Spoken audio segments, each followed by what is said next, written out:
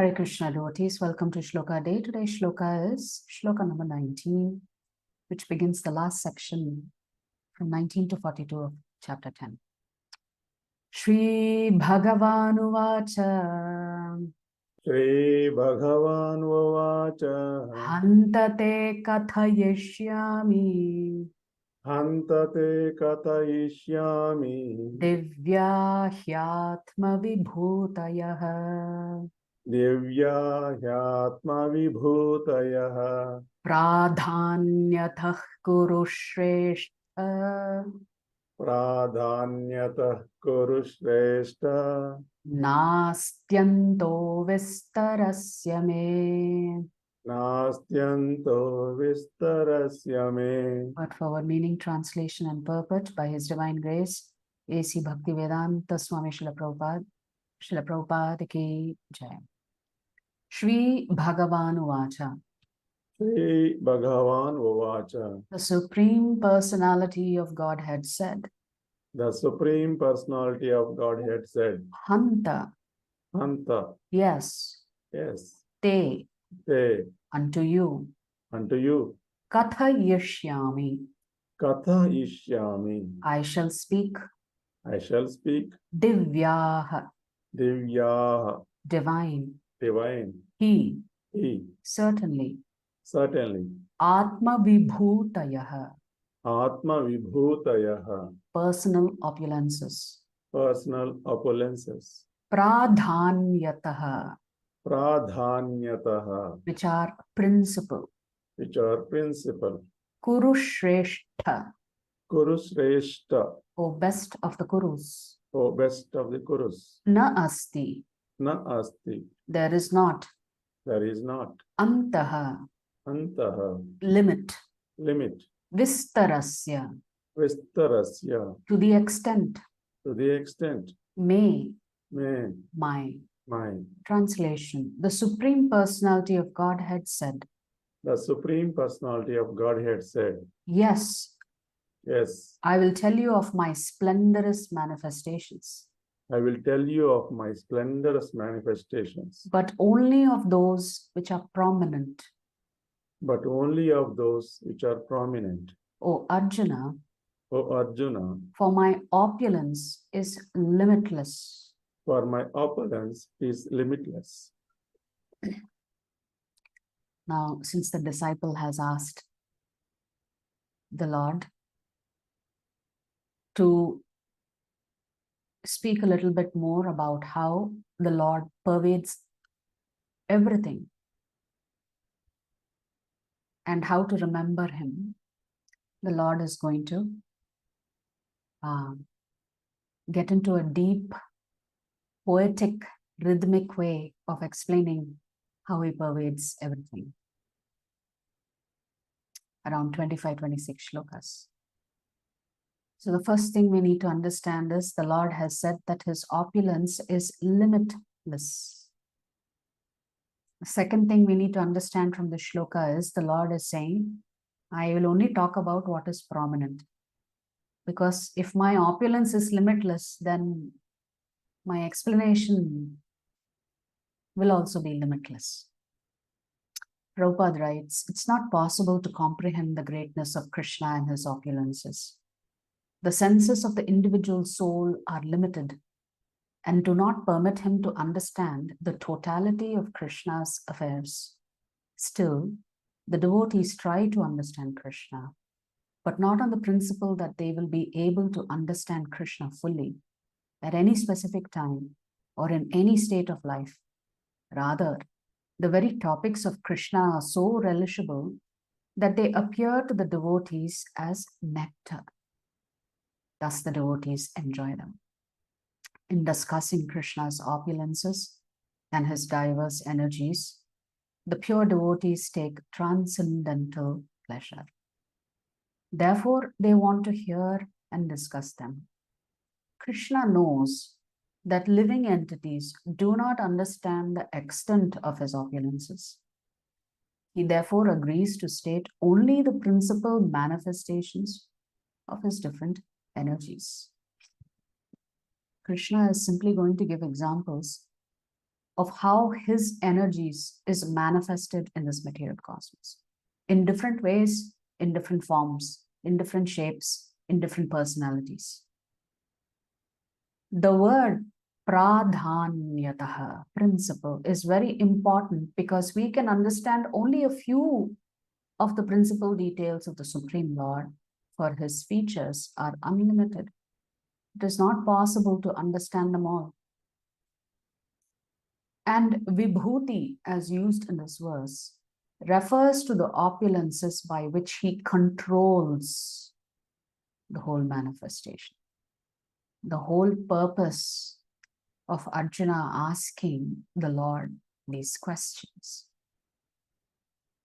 is to not only understand how the Lord is present through his vibhutis, through his opulences, how by these opulences he is actually controlling the whole manifestation. In the Amarakosha dictionary, it is stated that vibhuti indicates an exceptional opulence, something that nobody else can have. The impersonalist or pantheist, pantheist means people who worship multiple gods and including Mother Nature. Impersonalist means they don't believe that the Lord has a form or verse. They believe all of us are gods. So the impersonalist or pantheist cannot understand the exceptional opulences of the Supreme Lord, nor the manifestation of his divine energies. Both in the material world and in the spiritual world, his energies are distributed in every variety of manifestation. So remember, Prabhupada is stating here that the Lord's energies don't just pervade the material world, but it also exists in the spiritual world in many, many different varieties. Now, Krishna is describing what can be directly perceived by the common man. Pradhanyataha, which means the Lord is going to only speak of those things that a common man can actually say, yes, I have heard of this or have seen this. So he's not giving you any examples that you cannot relate to. Thus, part of his variegated energy is described in this way. And you will see for yourself as we go to these shlokas, especially for those who are in Vedic culture. All the examples Krishna gives is something that we can relate to. So, from another Vaishnava Sampradaya, coming in the line of Chaitanya Mahaprabhu, this following commentary is there. The Lord is unlimited, and so are his opulences. The Amarkosh, ancient Sanskrit dictionary that is widely respected, defines Vibhuti as Vibhutir Bhutir Aishwaryam, power and wealth. God's powers and wealth are unlimited. Actually, everything about him is unlimited. He has unlimited forms, unlimited names, unlimited abodes, unlimited dissensions, unlimited pastimes, unlimited devotees, and so on. Hence, the Vedas refer to him by the name Ananta, unlimited. Anantaschatma Vishwarupo Hyakarta. That is from the Shvetashvara Upanishad. God is infinite and manifests in innumerable forms in the universe. Although he administers the universe, he is yet the non-doer. This is from the Ramayana. Hari Ananta, Hari Katha Ananta. God is unlimited, and the pastimes he enacts in his unlimited avatars are also unlimited. Sage Vedavyas goes to the extent of saying, Yova Anantasya Gunanantan Anukramishyan Satu Bhala Buddhihi Rajansi Bhumer Ganayet Kathanchit Kalena Naivakila Shakti Dhamnaha. This is from Srimad Bhagavatam. Those who think they can count the glories of God have a childish intellect. We may be successful in counting the specks of dust on the crust of the earth, but we can never count the unlimited glories of God. Therefore, Sri Krishna says here that he will only be describing a small fraction of his vibhutis. Now, to understand Vibhuti Yoga, this is His Grace Chaitanya Charan Prabhu's explanation. So, the context of this whole chapter is to explain to us the extraordinary material manifestations reflect only a spark of Krishna's glory. If you go to the 41st shloka, the Lord will ask Arjuna, actually, why did you ask this question? Don't you know, with just a small spark of my energy, I pervade the entire cosmos. Such manifestations naturally attract our attention and so can be used as impetuses to remember Krishna. The purpose is to focus on Krishna, not the manifestation. So as we go through these shlokas, we should not get distracted by the examples that Krishna has given, but rather hear the examples that the Lord is talking about and remember Krishna. Most people, when they look at attractive things, get attracted. But the spiritualists think about the source and get attracted towards Krishna. So Chaitanya Charan Prabhu is saying, the Lord is going to give a lot of examples. Don't get distracted by the details. Focus on the principle that all of this is emanating from Krishna. And that is how one makes spiritual advancement. The Bhagavad Gita's 10th chapter narrative conveys how words increase our connection with God.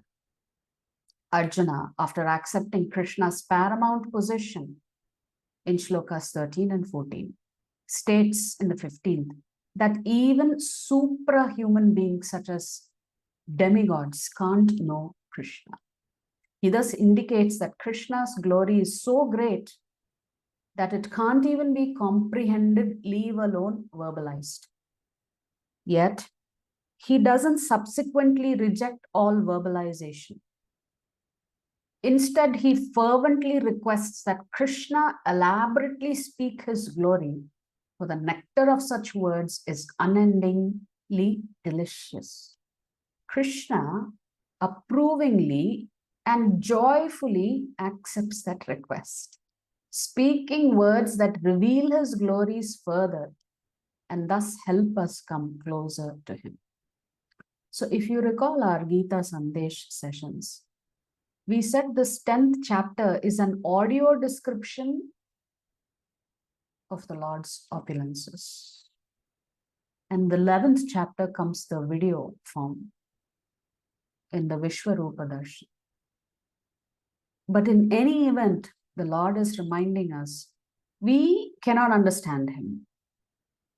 It's impossible. Therefore, whatever few examples that the Lord is going to give, we have to use that to understand how Krishna pervades everything. And that's how we can remember him. If you like our videos, please subscribe to our channel and turn on the bell notification. If you'd like to join our classes every day, please check the details in the description section of this video. We look forward to serving you.